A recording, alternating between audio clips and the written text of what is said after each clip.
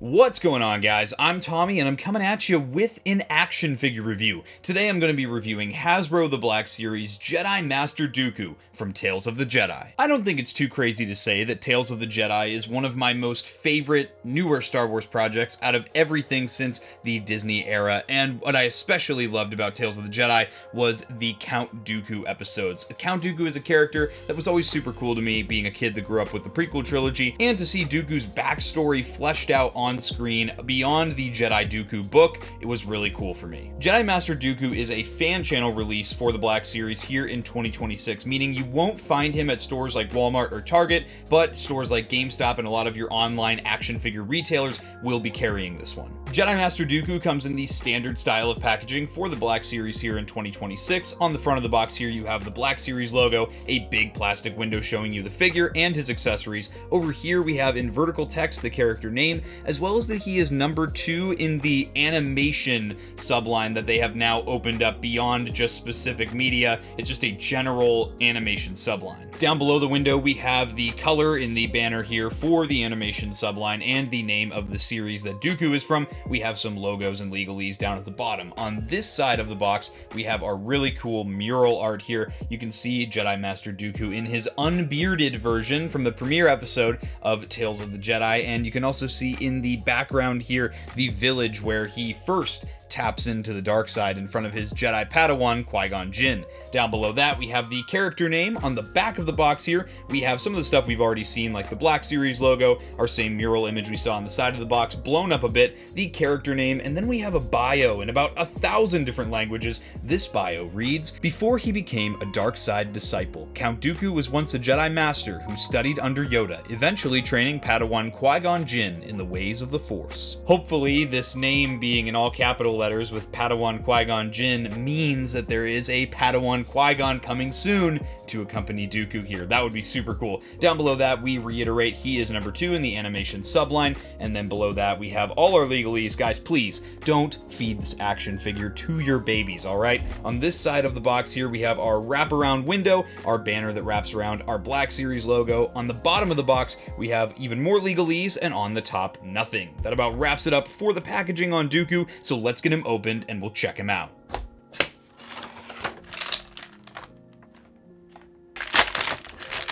Alright guys, here's Dooku out of the box. Before we take a look at the figure, let's of course take a look at his accessories here. Something that's really cool about this particular release is that this Dooku comes with a swappable head option. So between the first and second episodes of the Tales of the Jedi Dooku arc, in the first one obviously he has no beard, and then he grows his later iconic beard in the second episode. It's really cool, and it shows that there is a progression of time in the series from episode to episode, but what I really love is how they nailed the Christopher Lee likeness. Especially for this bearded one, this looks like a great younger Christopher Lee. They've really taken away a lot of the aging that the prequel trilogy version of his likeness has, and they added some really nice beard detail here with some good paint. The eyes are painted on really nicely and really evenly, as you can see. The eyebrows are also done very expertly. You can also see all the detail in the hair is sculpted and painted as well. It's a really, really nice likeness, and we'll definitely take a look at the unbearded one, the clean-shaven one later,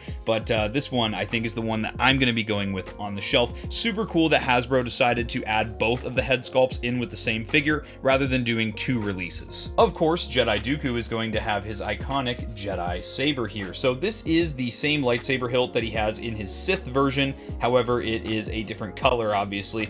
You'll see that the only real paint application here is this dark gray at the pommel of the hilt, and you'll see that the rest of it is very bare. I'm not the biggest hater of the silver plastic they've been going with on recent accessories and lightsaber hilts as opposed to the bright shiny silver paint. However, I would obviously prefer that much more metallic looking paint, or if they're going to go with this much more dull plastic color, I think that these should have a little bit more paint applications to make them pop a little bit. Aside from that though, the hilt does also have a peg that's sculpted in for the ability to have this attached to his belt. We'll show that off later. What I love about this lightsaber is how deep and vibrant the color of blue is for the lightsaber lightsaber blade. I always prefer these more deep, vibrant colors over the more pale colors that they sometimes choose with other characters. Of course, you can remove the lightsaber blade from the hilt. It's very easy to do. That's what those look like separated there. And then we also have an alternate option for our lightsaber blade with a swooshing effect. This is something we've seen with the original Count Dooku release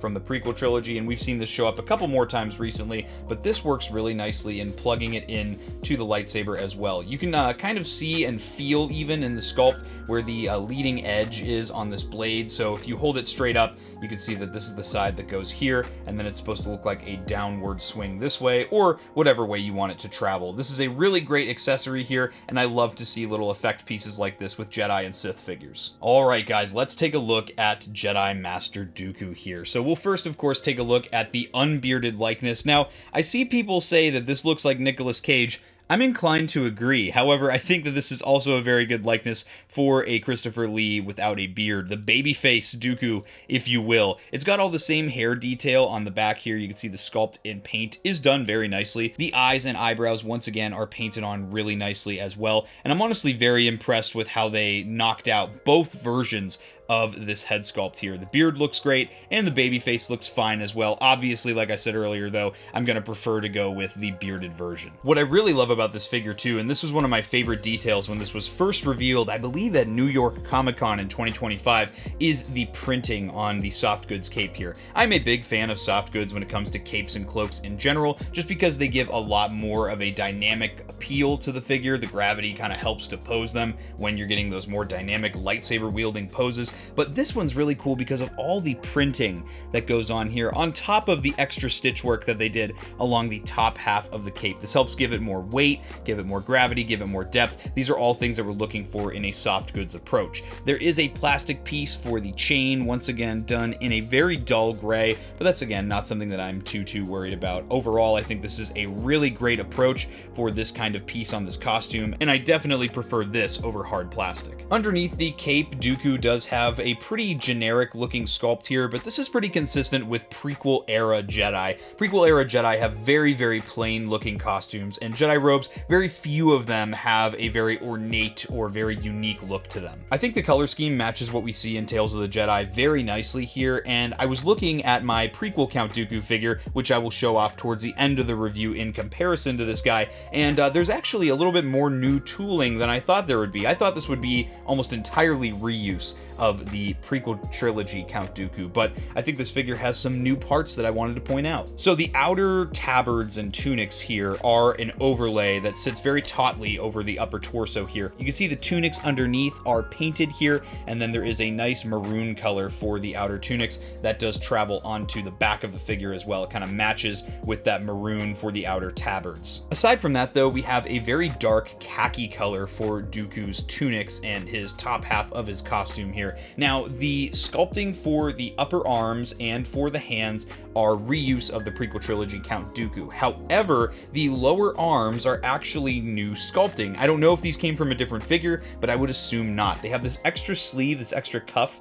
that sticks out underneath the outer tunic here, and that piece is new compared to the prequel trilogy Count Dooku. We also have another overlay here for the lower part of the tabards and tunics here. You can see this is a pliable piece of plastic that is cut down the sides here so that you can get it to move out of the way when we're posing the figure around. And of course, the belt here is also painted. This is in like a dark gray color. You can see a little bit of paint bleed on mine here from that maroon, but we do also have the peg hole sculpted in for the lightsaber hilt there. That again, I will show off later when we cover the accessories on the figure. Underneath the tabards here, which again are pretty pliable, pretty easy to move, we do have the sculpting that again comes from the prequel trilogy Count Dooku. So everything you see here, basically from the hips down, are all exactly from the prequel trilogy Count Dooku. Nothing wrong with that in my opinion, especially for a Jedi costume, which is very plain. And by the way, they did a great job sculpting in all the wrinkles and folds of the fabric. It catches the light nicely and adds a lot more depth to a very basic looking costume. The pants are in a little bit of a darker, more olive color, I want to say, than the upper half, and that's great because it just gives a little bit more diversity to the coloring of the figure. And then down at the boots here, we have a nice, very dark brown color, almost like a purpley brown. I really like the shade that they went with for the boots here, and you can see he's got just the outer sides of the tread sculpted in there. But overall, for as basic as a costume design this is, I think they did a great job sculpting this one, and I'm again very happy about the soft goods cape. So now let's cover articulation on Dooku here. So he is a newer figure, even the reuse stuff is pretty new, so he features a lot of the newer articulation schemes in the line. As for the neck, we have a barbell joint system, so you have one ball joint that goes into the top of the neck, one that goes into the head, and then an extra ball joint at the base of the neck. So you can get lots and lots of range out of that neck there. We can get Dooku to look down a decent amount. We can get him to look up just a little bit, maybe not almost at all, which is a little bit of a bummer. You can tilt the head for some attitude, which is great, and then of course you can make him look right and look left. Under the cape here, you can see there is a butterfly joint, which is cleverly hidden underneath the overlay for the torso. That has some really nice range forward and back, as you can see, so that's great for a lightsaber wielding character. We also have a hinge and swivel at the shoulder, so the hinge is going to get us to about that 90-degree mark, which is good, and then we have a full 360-degree swivel as well. At the elbows, we have a deep cut single joint with a hinge that gets you to past that 90-degree mark, which is great, and we have a swivel at the top of the elbow. Then at the wrists, we do have the older wrist system with the hinge and swivel as well. So the hinge on the right wrist is a swivel with a vertical hinge, and then on the left wrist, we have a horizontal hinge with that swivel. At the waist here, we have another ball joint, so you can get more range out of Dooku there. The overlays don't really hinder any of that. And then if we again move the overlay up here, you can see we have a ball joint at the hips. Those give you plenty of range. And from what I can tell, the overlays move themselves out of the way pretty easily there. We also have a cut for a thigh swivel. This being a little bit of an older figure, it was still around the time when they were regularly putting thigh swivel on their figures. Then we have at the knees here, another hinge and swivel. So we have a deep cut single hinge that gets you a little past that 90-degree mark, which is great, as well as a swivel at the top of the knee. And then of course at the ankles, we have our Hasbro classic, the forward facing pin for rocker, and our hinge, which gets you just a little bit of forward, but better than most figures, and plenty of back as well. So overall, we have a figure that looks great and also articulates very well too. So I'm really excited to get this guy posed up into some lightsaber wielding poses. Now you guys know the first thing I have to do is swap that head. So we're gonna just pull, just apply some gentle pressure, and that head should pop right off with little to no effort. And then we'll take the new head and attach that one here, and that just pops right on. You'll feel that pop into place,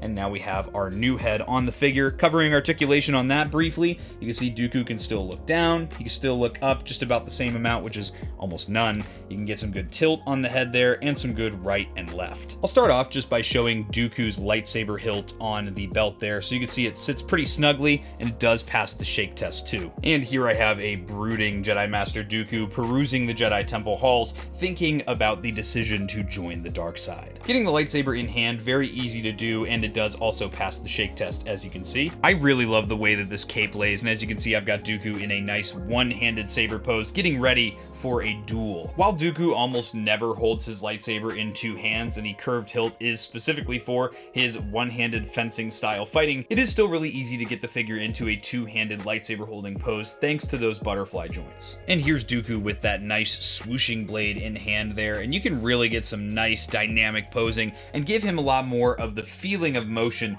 with that swooshing blade. A very nice accessory, and overall I'm really enjoying posing this figure around. Here's a really nice one-legged running pose for Dooku. He has a great center of gravity here, and as you can see, that soft goods cape does a great job of moving itself out of the way and assisting you with the posing for those more dynamic moves. And here's Jedi Dooku next to his counterpart, if you will, and I think these figures look great. You could definitely tell there's a natural progression of a younger version of the same character here. I think they did a phenomenal job on this, and I think the figures side by side look really good. Overall, guys, I really enjoy this figure. If you're a fan of the Clone Wars or that style of Star Wars animation, this is definitely a figure to pick up. I think if you're a prequel fan or a Dooku fan especially, you'll get a lot of enjoyment out of this figure, or if you even just like posing around fun Jedi figures, this one's really great great. The swappable head and the swoosh blade really add a lot of perceived value to this figure as well, and it's nice to have options when posing an otherwise pretty basic figure. But with that, guys, I hope you enjoyed this review. If you did and you're not yet subscribed, subscribe to Blitz Transmissions. I've got awesome Star Wars content coming out all the time.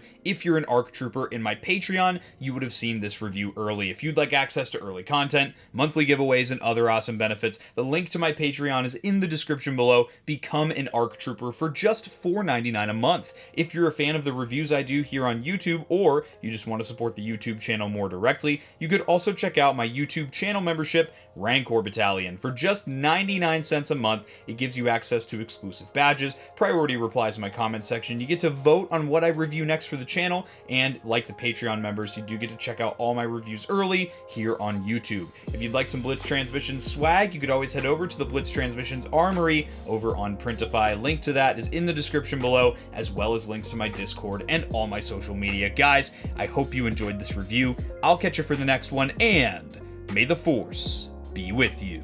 Breaking off. All units, fire at will. 1-2, pick your targets. Too many, Captain. Watch your stabilizer, Gold 6. Anybody cover me. I got 2 vultures on my tail. Gotta hold them here. Watch your left. I can't shake them. I'm hit. Where's our reinforcements?